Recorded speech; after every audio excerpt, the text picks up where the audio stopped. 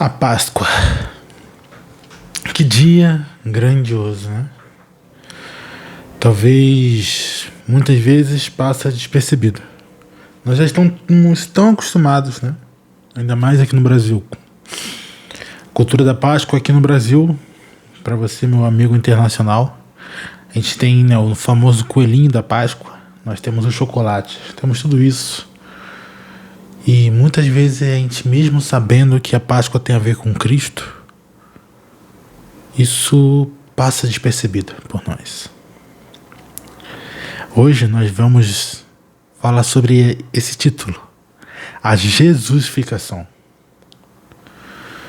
Que você já parou para pensar o quão grandioso é a Páscoa? Nós simplesmente recebemos o privilégio de aquele que criou todas as coisas vir à Terra em forma de bebê indefeso, precisando de uma mãe para cuidar dele. Afinal, ele era um bebê, era vulnerável. E se consegue dimensionar a grandiosidade do Criador de todas as coisas. Ele não precisa da gente. Essa é a grande verdade. Se você esperou um discurso de ao contrário disso, eu não vou fazer. Você talvez está esperando dizer o quão precioso você é. De fato você é. Mas o seu valor não necessariamente está em você. O nosso maior valor, na verdade, está em quem Deus nos criou para ser. E muitas das vezes, não sei se vocês conhecem aquele filme, né, Amor de Redenção, mas esse dia eu estava até conversando com uma amiga minha e aí eu mencionei justamente isso, né? Nesse filme acontece várias coisas. Se você conhece o filme, você vai entender melhor. Mas a protagonista, né, a Angel, é uma mulher que acaba se tornando prostituta. E depois ela encontra o Michael, que é Michael Oséias, o nome dele, Oséias, justamente porque faz referência ao livro de Oséias. Que aconteceu isso, né? Que é quando Deus demonstra o íntimo do seu coração. Um livro que me impacta muito, justamente porque a gente pode ver um pouco do coração de Deus. E como é uma história que retrata a forma como que Israel, né, o povo de Deus, ou seja, nós, trazendo para o tempo atuais, nós também, a igreja, constantemente traímos a Deus. Assim como a esposa de Oséias constantemente acabava o traindo. Mesmo ela tendo filhos com ele. Mesmo eles tendo uma família. Mesmo Oséias sendo um ótimo marido. E no caso de Deus, o marido perfeito. Ela continua traindo ele. E assim também a Angel é no filme. O Michael aparece querendo resgatá-la, né? Que Michael ora para Deus pedindo uma esposa e acaba se apaixonando por Angel, né? Um amor à primeira vista, assim. No livro eu provavelmente falo bastante mais sobre alguns detalhes, que tem um livro também desse filme. Não só o livro que inspirou, que é o livro de Oséias. Mas eu não tenho esse livro, então não vou dar tanto detalhe. Mas o ponto aqui é o quê? Que durante a nossa jornada nós somos como a esposa de Oséias, nós somos como a Angel, que mesmo o Michael indo lá, pagando o preço para que nós fôssemos livres, para que nós fôssemos libertos, colocando o anel no nosso dedo, por sinal eu tenho realmente um anel e tem ligação com isso, mas enfim, aí outra história, você pode ver um testemunho que você vai conhecer um pouco melhor essa história aí.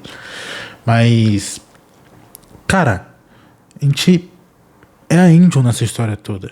Se você viu esse filme, você sabe como que a Angel, mesmo sendo tratada bem, ela vai lá, ela bate no Michael, né? Meio sem reação. E a gente pode perceber que quando ela bate no Michael, ela fica meio que assustada, tipo, agora eu vou, né? Agora eu vou rodar. Mas não, o Michael vai lá, sai do cavalo, dá um saco de água, fala pra ela lá, beleza, isso, aquilo, e fala, ó, pra lá, a sei lá quantos quilômetros, você vai estar lá e esse é o destino que você vai. Aí fala o destino que nós sabemos que é ruim. Mesma forma, nós, como estamos afastados de Deus, Deus deixa as escrituras para nos instruir. Então a gente sabe o que vai acontecer se a gente for naquela direção. Igual a Angels tinha ouvido. O destino dela, o que esperava ela naquele caminho. E aí ele vai falar, mas se você optar por voltar, você vai ter sua casa, fogo, lenha, né? Vai ter o conforto, o carinho e o seu marido esperando por você. E dá essas duas opções. E aí o caminho ainda é muito mais curto.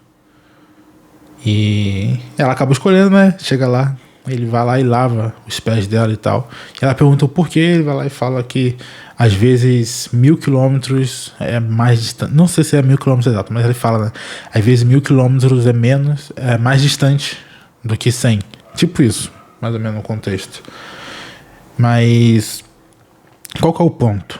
Aí ela vai lá e de novo ela faz outras coisas. E ela abandona ele de novo. E da mesma forma que a Angel faz isso com o Michael, e que a esposa de Oséias fez isso com ele, dia após dia, nós muitas vezes fazemos isso com Deus. E mesmo assim, ele escolheu vir à terra, mesmo sendo ele quem era. Sofreu humilhação, ser cuspido, chicoteado, ele ir para uma cruz e ser pregado de forma como que uma dor dilacerante, que até para ele poder respirar ele precisava fazer todo um esforço, porque suas costas estavam abertas das diversas chicotadas que ele recebeu, que não só machucaram suas costas, mas arrancavam pedaços da sua pele. Então a gente consegue só ter uma ideia do quão doloroso foi tudo isso. E ele ainda carregou a cruz. Ele, no Getsemane, ele ainda orou, né, pedindo a Deus e tal, deixando claro pra gente que esse era o único jeito. Só que tá escrito: eis o Cordeiro de Deus, que é ofertado desde a fundação do mundo, que já havia sido profetizado em todo o Antigo Testamento. Quando Jesus fala do arquiteto, do construtor, que antes de erguer algo ele senta porque ele é sábio e vê o preço, Deus é esse construtor. E antes das fundações do mundo, da fundação do mundo, Deus já sabia, já tinha feito tudo isso. É impressionante quando a gente para refletir a respeito de tudo isso, o quão escandaloso é. E por meio desse sacrifício na cruz, o preço foi pago, a dupla imputação, que é nossos pecados foram para Deus, né? Foram para Cristo, e em Deus foram perdoados. Dessa forma nós fomos novamente conectados com Deus, porque a justiça de Deus, a justiça de Cristo foi colocada em nós. Nós temos agora a justiça de Cristo, foi atribuída a nós e nossos pecados a Cristo. Dessa forma Deus nos deu um privilégio gigante. Sabe, Jesus nunca foi um professor. Jesus nunca foi um engenheiro, nunca foi um vendedor, um comerciante, um músico, um arquiteto, um enfermeiro. Dependendo de como você interpretar, ele foi isso aí também. Mas o ponto é, Jesus poderia ter vivido da forma que ele quisesse. Ele era o Todo-Poderoso. Ele tinha o poder de fazer o que ele quisesse. Mas nos seus 33 anos aqui na Terra, por volta, né, de 33 anos aqui na Terra, 3 décadas foram basicamente em anonimato, se preparando justamente para 3 anos de ministério, com uma única finalidade. No final disso, no final dessa preparação de deixar os seus apóstolos, de ensinar, de pregar, de manifestar e cumprir as profecias, ele entregar o seu corpo como sacrifício, ele se entregar para nós. E hoje, aquilo que foi dor, aquilo que foi ferida, se torna cura para nós, se torna vida. E por meio de nós e através de nós, ele pode viver. Vai dizer lá, o Cordeiro, lá, né, em Êxodo. Não, em Êxodo mesmo, né? O Cordeiro em Êxodo vai dizer, né, que eles pegavam um cordeiro, repartiam, né, as pessoas comiam e tal, a família inteira. Hoje nós podemos ser a família de Cristo. Deus, né, um dos versículos que mais marcaram na minha vida até sobre isso, né? Que Deus faz com que o solitário habite em família. Nós estamos na família de Deus. Talvez você não veio de uma família funcional, de uma família muito bem estruturada, mas talvez esse seja até o seu sonho. Mas eu quero te dizer que se esse é o seu maior sonho, ele já foi realizado. Só precisa agora expandir ele, porque você já tem uma família feliz. Deus, o seu irmão, que se sacrificou por você, Jesus. Você tem o Espírito Santo. E, como extensão disso, dessa sua família feliz, você tem todo o corpo de Cristo. Justamente, o corpo de Cristo.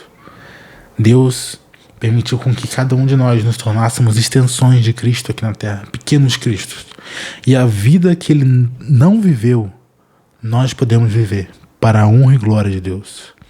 Então, nessa Páscoa, no finalzinho, né, dessa Páscoa, a reflexão que eu trago para você é sobre a jesusificação, para que nós venhamos a manifestar os frutos do Espírito, que nada mais é do que basicamente nos tornarmos mais parecidos com Deus, já que é o Espírito frutificando em nós. Não existe uma fábrica de laranja, né?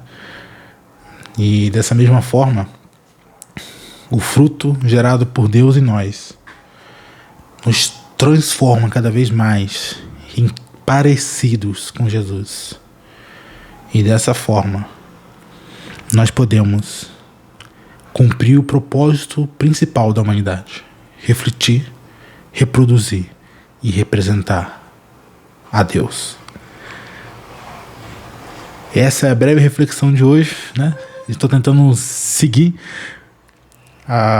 o pedido de vocês, né, de fazer vídeos um pouco mais curtos. Então nós vamos continuar essa conversa em próximos vídeos, onde nós vamos poder falar um pouco mais ainda desses frutos do Espírito. Mas hoje eu quero que você sempre lembre: Cristo vive. E não só Cristo está vivo, como Ele quer ser manifesto e que está em nós e através de nós, vivos e manifestando o seu corpo aqui na terra, por meio da sua igreja santa e lavada pelo seu sangue, que nos purifica e nos traz a redenção. Então, meu amigo, se você ainda não conhece a Cristo Jesus, deixe um comentário no vídeo ou converse com aquele seu amigo crente que você com certeza deve ter.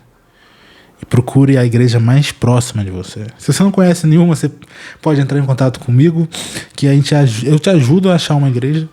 E se você precisar, você com certeza vai ter outras pessoas em sua volta. Porque Romanos 8:28, pois bem sabemos que todas as coisas cooperam juntamente para o bem daqueles que amam a Deus, daqueles que são chamados segundo o seu propósito. Bem, esse é o vídeo de hoje. Essa primeira parte da jesusificação, que hoje, por meio desse sacrifício de Cristo, nossos pecados foram perdoados, nós podemos ter paz com Deus e podemos fazer parte da família dele, podemos ser perdoados, o véu se rompeu, podemos nos conectar e termos Deus como nosso melhor amigo e pai, podemos ser salvos e viver salvos, que é viver tendo a vida de Cristo em nós, que é um grande privilégio. Que você possa conhecer esse Deus que transformou a minha vida e mudou a minha história, porque Ele, com certeza, é o maior tesouro que você pode ter, independente do nível seu social ou da riqueza que você possui ou do quantos dígitos sua conta bancária tem. Nada se compara à grandeza dele. Então, lembre-se sempre. Não só lembre dos bereanos, mas seja como eles. E que a graça redentora de nosso Senhor e Salvador, Jesus Cristo, esteja sobre todos vocês, não só hoje, mas para todo sempre. Um amém e feliz Páscoa.